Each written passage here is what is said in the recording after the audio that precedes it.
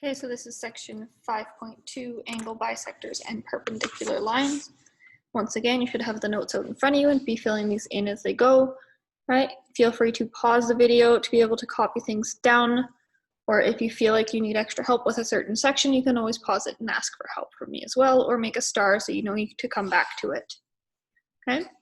So when you divide things in two equal halves, it's called being bisected, okay? So it's been divided in two.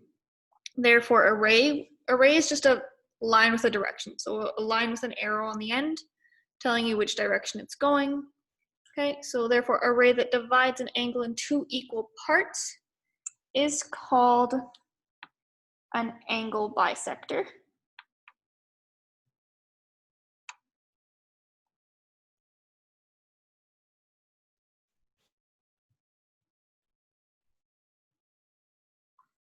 Okay. So, for example, if we are looking at the line that goes A, B, C with the dots, if line A to B, so the section from A to B, is equal to the section from B to C, then point B bisects the two lines. So it divides them in two equal halves. Okay. The next example we're going to be looking at with regards to an angle, okay, and rays. Okay. So just a reminder, this would be a ray, just a line with an arrow on the end of it. Okay, so it's nothing fancy. Okay. So if we are looking at the next diagram, I'm going to label it here, and you should label it on your papers as well. So A, B, C, D. Okay, so make sure you label that. So now we're going to fill in the blanks beside it. So ray, okay, so ray AC, so the middle one, that's this one here, okay, from point A to point C, bisects angle BAD, okay, so that is this angle here, okay, as long as, or if, angle BAC is equal to angle CAD. Okay, the way these are labeled, it is just the first letter. Okay, so where you start, what's in the middle, and what's at the end. Okay, so go from B to A to D, gives you angle BAD. Okay, so make sure you remember that, because you will be asked to label things and you will be asked to refer to certain angles just given their letters. Okay. So next, it's going to ask you to bisect the line using a straight edge and a compass. For the purpose of this video, we are going to use a protractor. Okay, so if we measure the angle using our protractor, okay, the angle approximately measures about 35 degrees. So right now,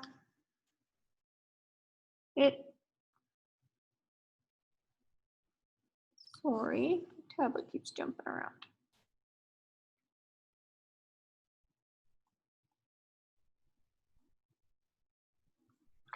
Okay, so right now it measures about 35 degrees. So what I'm gonna do is I'm gonna place my protractor on the paper so that the bottom line lines up with the 0 line on the protractor, and the dot lines up with where the two cross.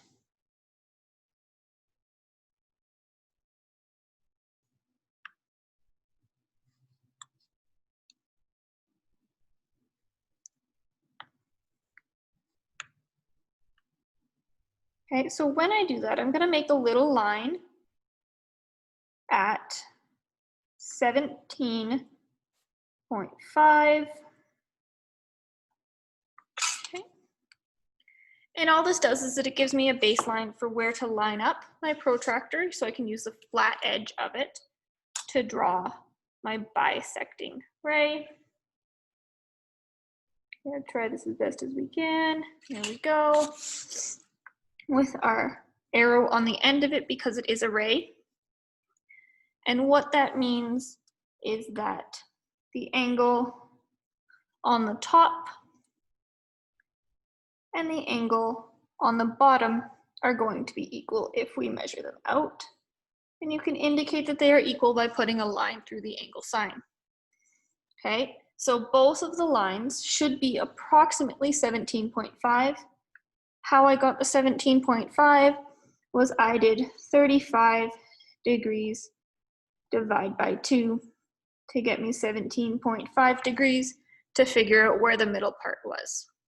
Okay, so now you should be trying the Build Your Skills on page 226, 227, numbers 1, 2, and 3. Okay, so you can pause the video, go complete that, and once you are done that, come back and go over the next sections.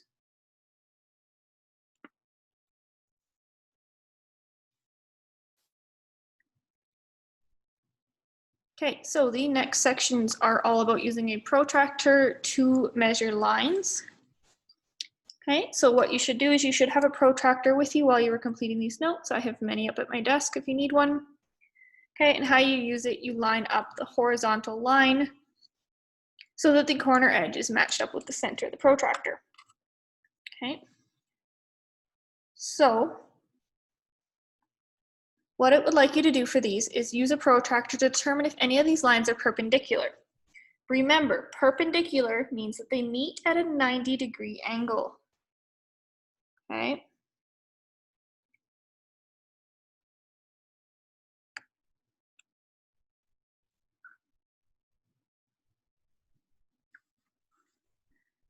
Okay.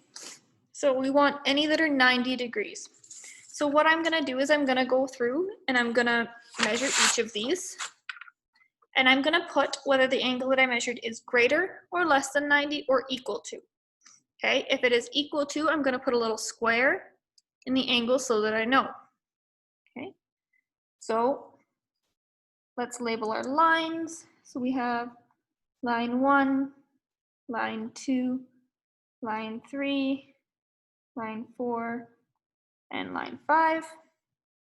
Okay, so I'm going to measure the first one. Okay, and you should pause the video and do this as well. And then once you have them all labeled, you can play the video and check to see if your answers were correct.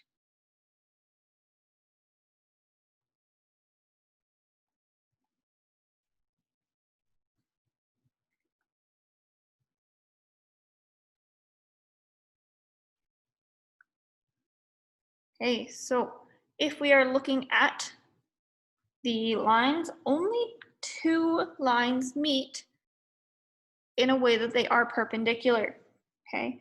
And that is at this intersection here, okay? So that is the only one where they meet at a 90-degree angle. You have 4 that are greater than 90 when they are measured out, and you have 1 that is less than 90 when it is measured out, okay?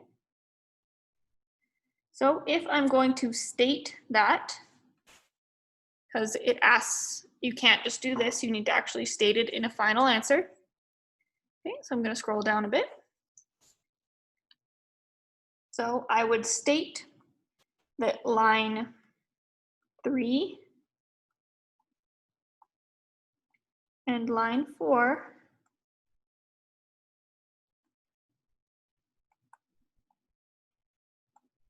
are perpendicular. Okay. So that is all for section 5.2 with regards to your notes. So you can try Build Your Skills on page 228, numbers 5 to 7. And then once you feel comfortable with those, you can move on to the Practice Your Skills, which is found on pages 229 to 230, numbers 1, 2, 4, and 5. Let me know if you need help.